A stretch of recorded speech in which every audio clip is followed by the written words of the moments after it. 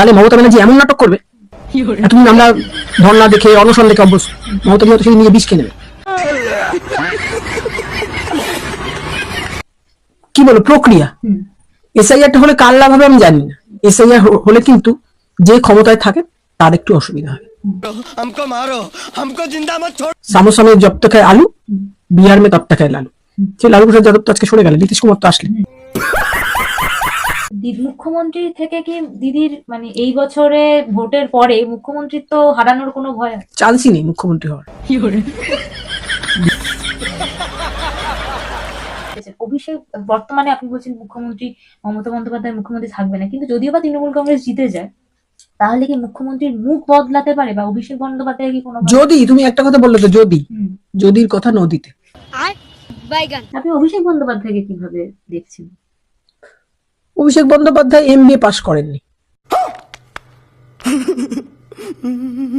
অভিষেক বন্দ্যোপাধ্যায়ের তো জন্ম নিয়েই প্রশ্ন আছে।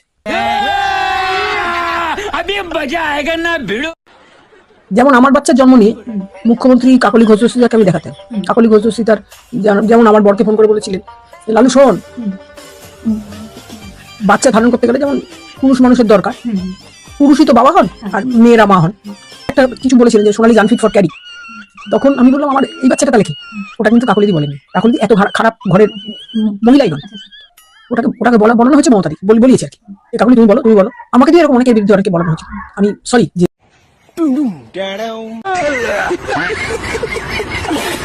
ফোর্স করা হতো কি, এখন মানে এখন তো আমি বিজেপি করি, এখন তো আমি তৃণমূল করি না, করা হতো। যতদিন তৃণমূল করেছেন ততদিন আপনাকে কি মানে আমি তো মনে করতে পারি না, আমি অনেক কিছু করিয়েছি, অনেক অন্যায় কাজ করেছি। পার্থ তো হাউ হাউ করে কাটলে। সোনালী কি অশুভ মেয়েটার সঙ্গে আমরা দল করেছিলাম, আমি তখন বললাম পার্থ তোমরা তো দল করেছিলে, আমি তো দলের ঊর্ধ্বটা অনেক কিছু করেছি।